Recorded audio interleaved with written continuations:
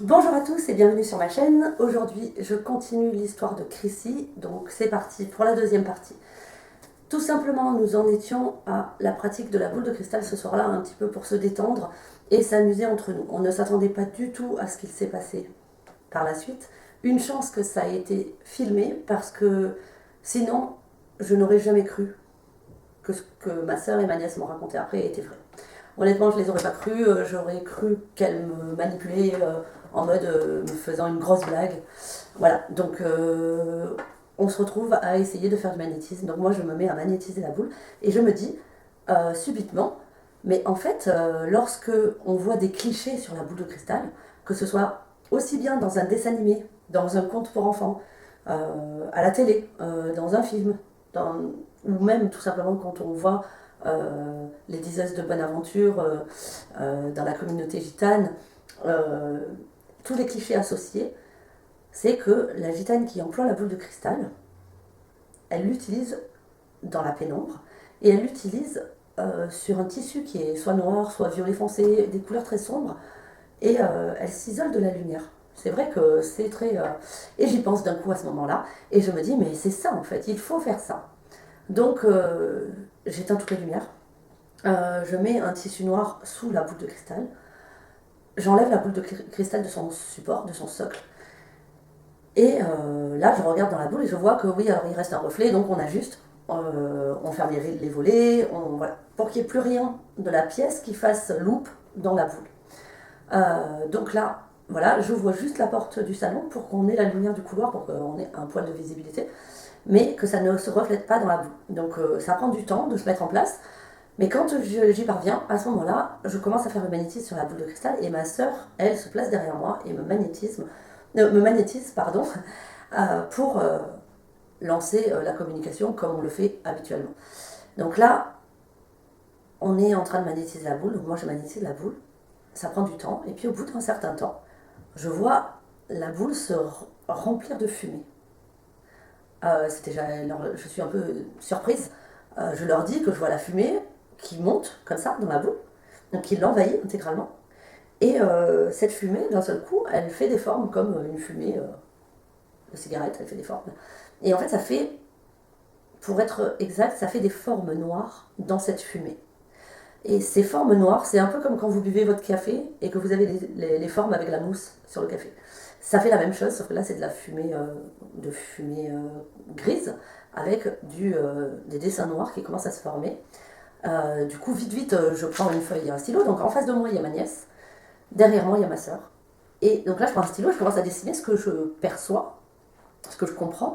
Et donc, je vois un axe lumineux très fort, avec comme des étoiles autour, complètement. Donc, bon, je dessine ça, hein, c'est un peu voilà, étrange. Et puis, ça continue, ça change en fait. Hop, ça se remplit de fumée, puis ça change. Et là, je vois d'autres formes qui se distinguent, donc je les dessine. Alors, je ne me rappelle plus quelle était la deuxième forme.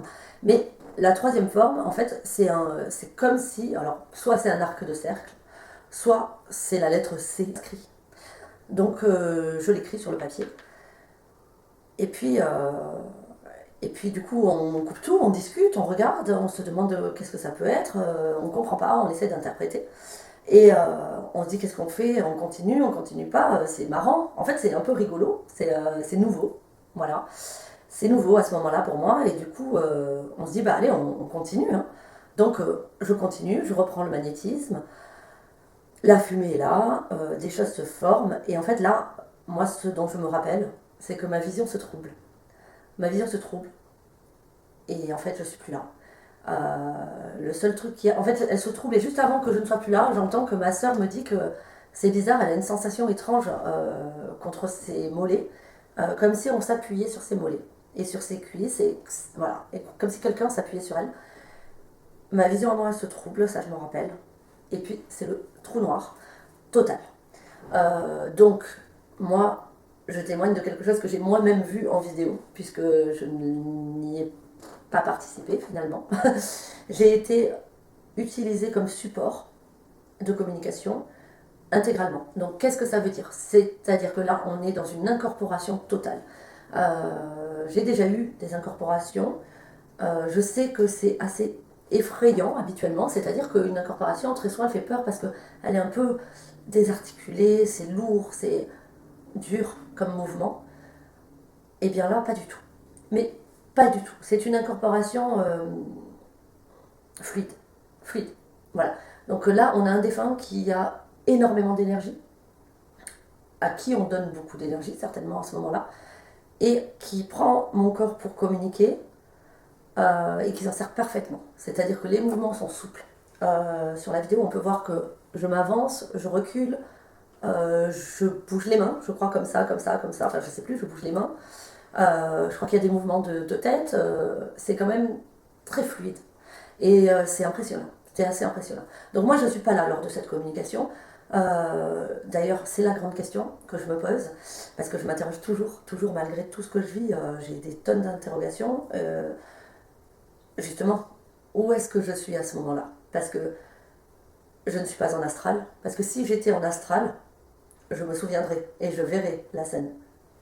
Je n'ai pas de souvenir, je n'ai aucun souvenir de ce qui s'est passé là, de cette discussion-là. Moi, j'ai que ce qu'on m'a raconté, la vidéo qui a été tournée, comme preuve. Sinon, c'est comme si je m'étais endormie et que je me réveillais, tout simplement. Cette communication, elle s'est établie avec cette personne qui s'appelle Chrissy.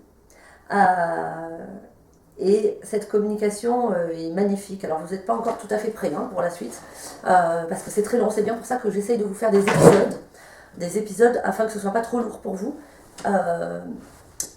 Chrissy, c'est notre première rencontre.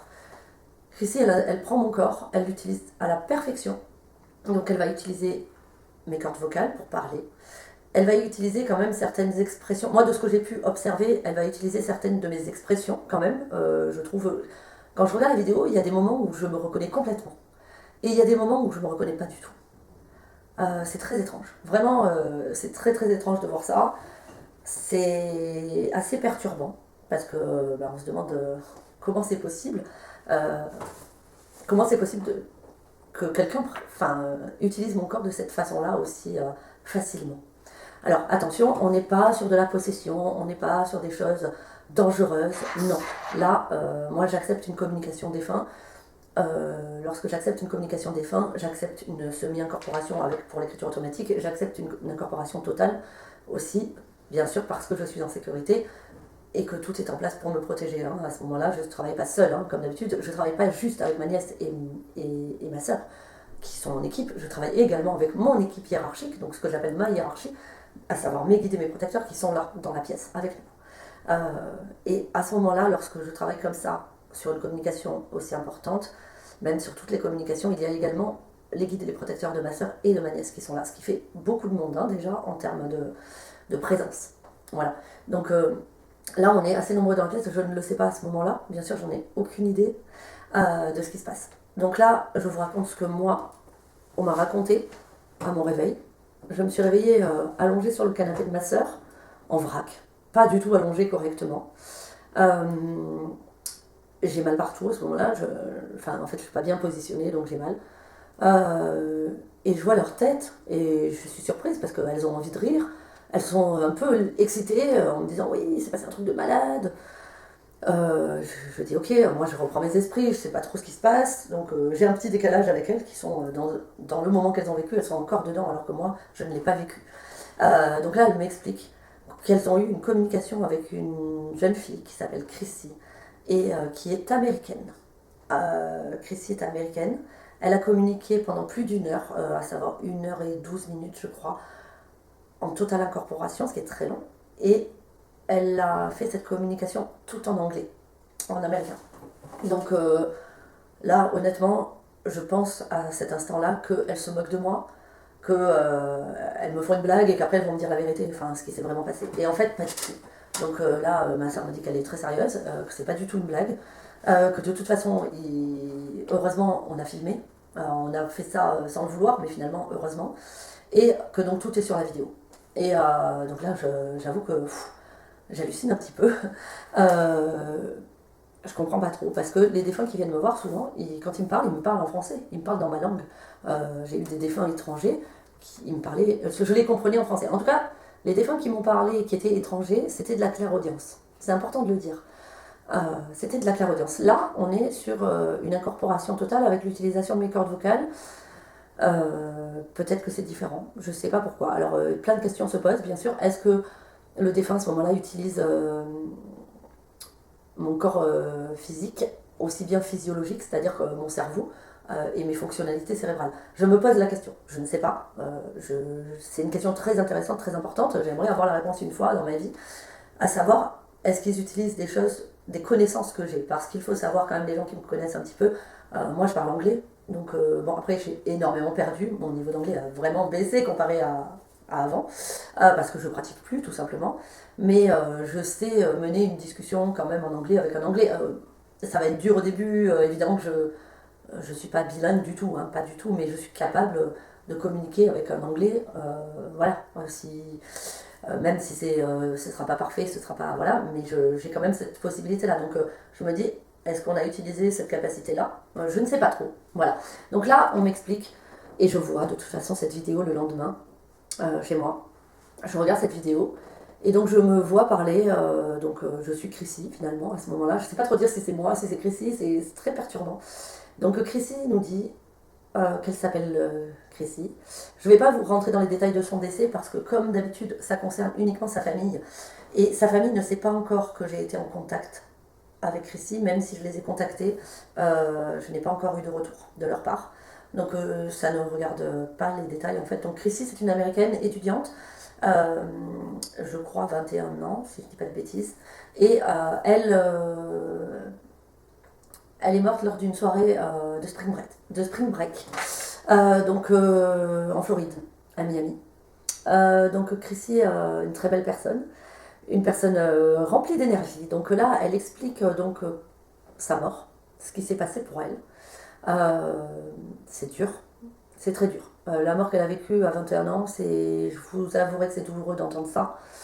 Euh, c'est triste. Bah, les défunts, hein, quand ils viennent nous raconter certaines choses, surtout quand ce sont des jeunes, c'est difficile de ne pas être empathique et de ne pas trouver ça triste, hein, parce que c'est tragique, quelqu'un qui meurt aussi jeune. Voilà, surtout dans certaines conditions. Donc là, Chrissy, elle meurt, elle nous explique sa mort, et elle est très sympathique. Elle explique que ça fait un moment qu'elle est avec nous. Ça fait longtemps qu'elle m'a captée.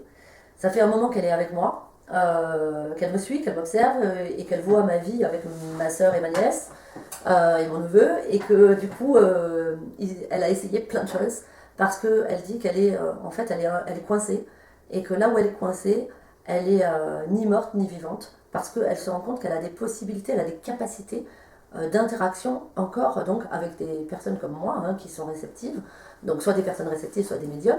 Et du coup, elle fait des expérimentations. Voilà, elle expérimente et elle teste.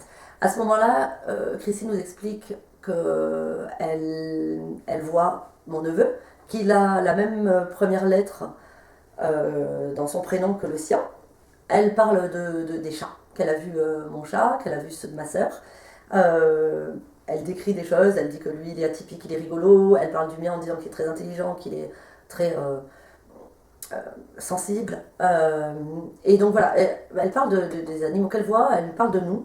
Elle dit qu'elle a vu ma nièce Chloé avec ses amis, qu'elle a vu les interactions qu'elle avait avec ses amis, qu'elle avait vu la beauté de ma nièce, elle a suivi ma nièce, qui est médium aussi, à la faculté, qu'elle n'a rien compris du tout à ce qui a été dit, que c'était très compliqué le français, et parfois elle place des mots français, et à chaque fois qu'elle le fait, alors elle est très drôle, et elle dit oh my French is really good, un truc comme ça, et donc elle dit elle parle en mode, elle s'envoie des fleurs. À chaque fois qu'elle dit un mot français, elle est fière d'elle pendant la communication, donc c'est assez fou. Et à chaque fois, elle dit oh, je parle bien français, un jour je parlerai très bien français, et un jour je viendrai vous parler en français. Et elle est très énergique. Et là, donc, ça fait un moment qu'elle parle avec ma soeur et ma nièce. Donc, ma soeur demande à ce qu'elle me laisse, qu'elle quitte mon corps, parce que. Bah, et là, elle comprend qu'elle est dans mon corps, elle n'avait pas compris. Elle croyait qu'elle utilisait ma voix, mais elle s'était pas rendue compte pendant la communication qu'elle utilisait mon corps. Et à ce moment-là, du coup, elle hallucine. Et ça se voit parce que du coup, elle essaye de toucher mon corps, mon bras, mon visage. Elle essaye de toucher, etc. Et donc elle s'inquiète pour moi. Et là, c'est beau. Elle se dit, oh mon Dieu, la pauvre médium, j'espère que ça ne lui fait pas de mal. Donc là, ma sœur la rassure en lui disant, ne t'en fais pas, elle a l'habitude des communications, il n'y a pas de problème, tout va bien, je vais m'occuper d'elle, etc. Et du coup, là, ma sœur, à ce moment-là, elle lui fait comprendre que je vais la faire passer et que tout va bien aller. Et là, elle dit, ok, mais je pars pas. Et donc là, ma sœur est surprise. Et elle dit, tu peux pas rester dans le corps de ma sœur. Donc là, elle panique un peu, ma sœur, à ce moment-là, mais elle reste, elle le montre pas. Et en fait, Chrissy lui dit, en fait, ici, je suis pas toute seule. Et donc là, ma sœur dit, bon, tu n'es pas toute seule. Et elle dit, non, non, en fait, j'ai constitué une équipe. C'est ma nouvelle famille ici. On s'entend bien. Et en fait, on veut passer tous ensemble. Il est hors de question qu'on passe séparément. C'est ce qu'on veut dire à la médium. Donc en fait, on veut que la médium nous fasse passer ensemble et c'est tout. Et là, donc ma nièce demande, mais vous êtes combien? Parce que voilà. Et donc elle se met à compter et elle dit qu'ils sont 5. Et là, ma soeur hallucine un petit peu et elle se dit, vous êtes 5? Et elle dit, oui, on est 5 comme les Jackson 5. Et là, elle dit comme les Jackson 5 et elle demande, vous connaissez Michael Jackson? Et donc là, ma nièce et ma soeur disent oui, bien sûr. Et elle dit, oh, j'adore Michael Jackson. Et du coup, elle parle de Michael Jackson. Elle dit qu'elle aimerait le voir quand elle pourra accéder à la grande lumière. Elle aimerait le voir. Et, euh, et du coup, bon, ben, il y a une connivence qui s'installe entre elles, hein, toutes les trois. Elles discutent, elles rigolent ensemble. Et donc, ma soeur essaie d'en savoir un peu plus sur les autres. Et donc, elle explique, elle dit, ben, il y en a une qu'on appelle la Moiseur. Donc voilà, la maman qui est très drôle. C'est le pitre de leur groupe. Elle est marrante, elle fait des blagues. Voilà. Il y a le Big Brother, donc le grand frère, qui lui est un protecteur. Il est stressé pour eux. Il a peur qu'elle parle avec moi parce qu'il ne sait pas si c'est à moi qu'il faut s'adresser. Il est un peu en surprotection et un peu en stress. Voilà. Elle dit qu'il y a la 31 Girl, donc une jeune fille d'à peu près 30 ans, qui est là et qui, elle, ne pense pas pouvoir passer, elle a peur, elle croit qu'elle ne pourra pas passer avec eux. Donc elle est très stressée, voilà, elle a peur. Et qu'il y a celui qu'elle appelle le bébé, the baby, qui est un musicien. Donc elle nous dit que c'est un musicien, que c'est le bébé, et que pour eux c'est leur bébé parce qu'il vient juste d'arriver. Il vient juste de mourir, tout juste. Et ils l'ont pris dans leur groupe. Et en fait, ils s'entendent très bien tous les 5 et ils veulent rester ensemble unis pour le passage. Ils ont peur de passer et ils veulent pas se quitter pour passer. Donc c'est ça qu'ils veulent me transmettre à moi, la médium. Et du coup, ben, ma sœur lui explique ok, qu'elle va me transmettre les éléments et qu'elle va s'occuper de nous, que je vais m'occuper d'eux, pardon. Et du coup, ben, c'est très beau à ce moment-là. Donc bon, elle accepte enfin de quitter mon corps, mais là, elle dit, mais j'ai peur parce que j'ai vu que la médium, parfois, elle tombe. Et c'est vrai que parfois, quand j'ai une emprise, mon corps lâche et du coup, ben, je tombe. Et donc elle a dû voir ça sur d'autres communications. Et là, elle dit, je veux pas faire de mal à la médium, comment on peut faire? Et donc ma soeur explique que ne t'inquiète pas, je vais venir et je vais la tenir, voilà, je vais la rattraper. Et donc là, Chrissy dit, ah, non, non, mais moi je vais t'aider. Je vais t'aider. Et donc en fait, elle se déplace vraiment, donc je ne sais pas trop comment l'imiter. Elle tombe sur la table, elle se relève et en fait, elle dit qu'elle peut aller jusqu'au canapé qui est vraiment pas loin, ok, mais c'est assez surprenant. Et donc, alors, le mauvais truc, c'est qu'à ce moment-là, la caméra elle est fixe sur moi, mais du coup, personne ne l'a déplacée pour suivre le mouvement, c'est dommage, parce que du coup, on voit pas comment elle a marché. Parce que ma soeur m'a dit que vraiment la marche, c'était tac, tac, enfin, les pas étaient vraiment comme ça. Donc, c'était impressionnant. Elles ont ri parce qu'elles disaient que c'était rigolo d'être dans le corps et de le faire marcher. Et du coup, bon, ben, quand elle arrive au canapé, en gros, je m'effondre. Et moi, au final, je me réveille de ça plus tard. Voilà, donc quelques temps après. Donc c'est une communication quand même assez spéciale. Et ça, c'est la deuxième partie de Chrissy. Et donc la troisième partie, ce sera Chrissy and Friends. Et je vous retrouve dans cette prochaine vidéo. À bientôt!